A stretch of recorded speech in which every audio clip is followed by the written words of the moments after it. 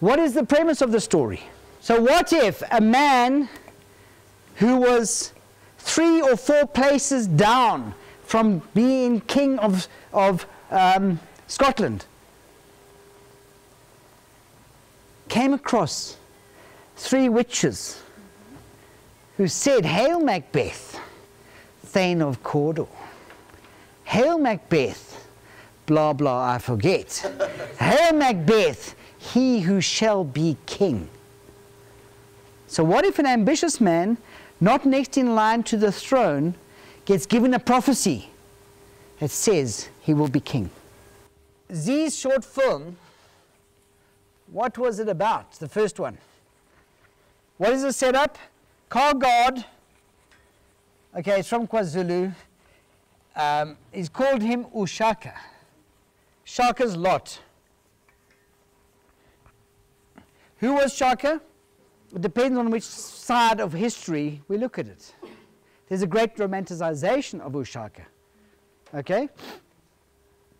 But generally speaking, it says now we have to be very respectful of Ushaka. We cannot ask any questions about Ushaka. And then Fikrani, that he didn't really murder any people. He didn't have a problem with his mother. And he didn't stop circumcision of men for some weird reason. Because this is our great leader. He's a great leader. And it's part of black African history. So, the title of the film says, Shaka's what? Parking lot. Now, Z's a clever kid, right? Clever young guy. So he's immediately set up a great title, Shaka's Lot. The great king has fallen on hard times. And what does he do, the young filmmaker? He gives Shaka a limp. Huh? But look how clever the title is. Shaka is in most of the people in this room, excepting the guys who outsmarted him by running to the mountains, is a hero, correct? And this Shaka is where? Is a 0. Why? Because unlike all of you, who are quite middle class and bourgeois, because you are here and you can afford the transport, Shaka's in a parking lot. We meet guys like this all the time. What is the dramatic issue of that story? Was Shaka the next in line to be king, or was he like Macbeth? What is the central moment of that film? The moment where, if we think of our short films, you've got 3 minutes to set something up, tell a story, and have a clever twist, but also have that one moment. And I mean, it's a cliche, but we can call it the Oscar moment, or the deep moment that just speaks right inside us. What is the most special moment of Z's film? When he turns down the money. She says, "Oh, you crippled boy, going to look after my wheels." She's like a real coconut, isn't she? Jeez. Huh? And she's black and she's quite a racist, isn't she? That's nice. I thought I was the only one. But what does he do? Because now she's the madam. He calls her madam. He's polite. She's patronizing. She's mocking. And then she's now feeling guilty. Huh? And she tries to give him money to assuage, to get rid of her guilt. Because she was wrong about this young boy.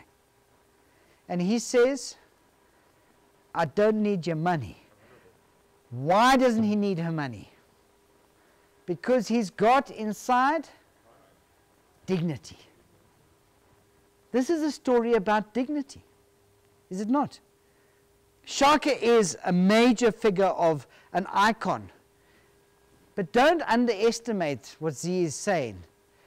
This black guy, because he's poor, he's got a limp. He comes from a great line of kings. And this man inside him has got dignity. Now, of course, it's a comedy. And you think of where you laughed in the film. You felt pity when she said to him, "You're going to look after my car. Crippled boy like you," or whatever. Then he's, in the beginning, he's looking at what? Kung Fu. Can he read? Well, maybe don't know, but there's pictures which help for movies. He's looking at Kung Fu pictures. What do we know about Kung Fu? Follow the way of the, what? Crouching tiger, hidden dragon, all that shit, right? Kung Fu gives you what? Huh? It gives you some inner something, doesn't it? It teaches you great lessons, makes you spiritually powerful, all that stuff.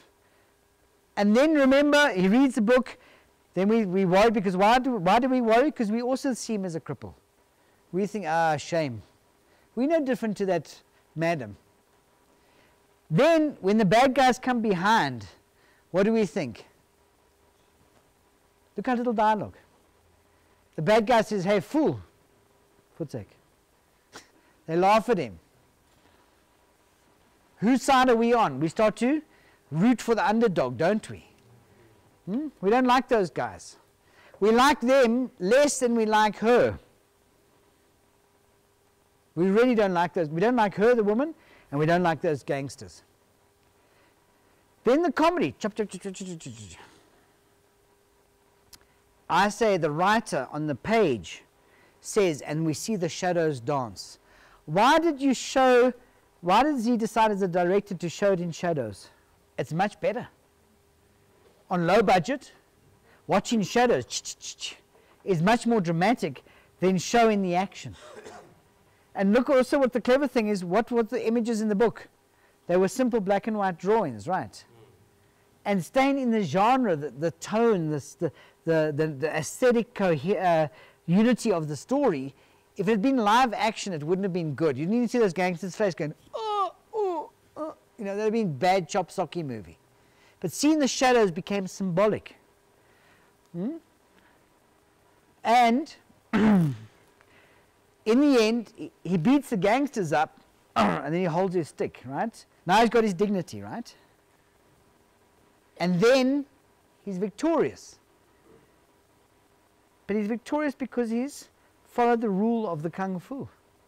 We, the audience, are thinking, but has he really? Yes, now he has risen. But what will make him really rise? And I bet you all of us now unconsciously were thinking, no, man, let's give the guy 100 maybe, no, 250. Yeah, man. You know, go buy some KFC and maybe a blanket. Because he deserves that. Huh? Why? Because we're feeling guilt, correct? We understand that woman's guilt. And then the surprise is when he turns the money away. Does he need the money? Of course he doesn't need the money. Because he's got something more nourishing, is what Z is telling us. We all need money, but if we've got dignity, we are filled with something way more important. So it's a moral fable about respecting. Poverty is part of it, pride's part of it, but here's a kid who, it's a story about dignity. So I would say Z's film, so Z film, Z1. The dramatic issue is dignity. What is the controlling idea? Yep. What is the premise? What is the premise of the film? What if a cripple, car guard, has more dignity than those he serves? Because he serves other people, doesn't he? He serves us. Yeah, fine, yeah, that's my book. Yeah. Look after my phone call. You're always giving the guy money, right? Look after my car. He's got more dignity than the woman. Remember her face after she rejects the money. There's a shot of her face. Isn't that beautiful? That's the moment in the film where her prejudices get challenged. Tagline for the poster, the king is with us. He is still with us. The warrior, the great warrior, the spirit of the warrior lives on, you know? And okay, we've got a crippled car guard. Something like that would make it sexy, I think. What was that? What is the dramatic issue of the second film? Now look how, I want to just talk about tone. Look at the genre films. That's a genre piece. The atmosphere, the tone, character development. Well, in a short film, you don't have much time to go into deep character, but what did you find? Were these the stereotypical gangsters? Not even gangsters can be stereotypes. The big motherfucker at the end, right? Who was the real gangster, the guy with the suit and the fancy car. He was a bit of a stereotype, wasn't he? But the two young characters, weren't they just so fantastic?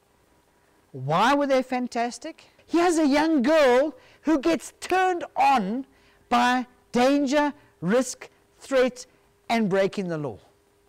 And isn't she fantastic? And the guy is the gangster, and what is he? Is he a big dick? What kind of man is he? He's caring, he's loving. Does he say, "Ah, shut up, woman. Know your place. I'm the lead gangster. I'm the guy. I got the dick and the gun. You just the cherry here." These are quite liberated young gangsters, aren't they? They go completely against the Yizo stereotype. Huh?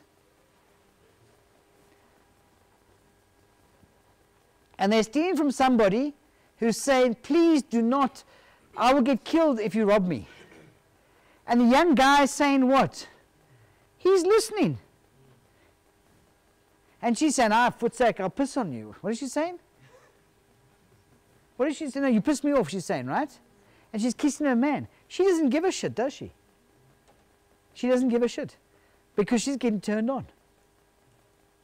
Lovely representation, totally out of the box of how women, especially black women, are represented in South African cinema.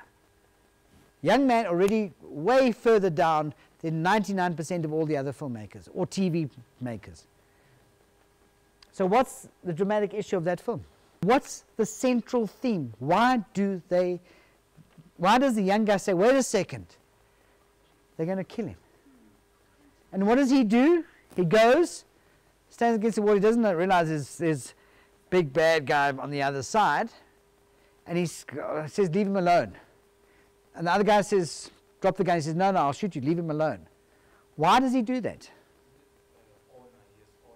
Honor. Conscience. Did you say that word? Well, you must speak up, you see. Conscience. This is a story about conscience. So the dramatic issue of this story is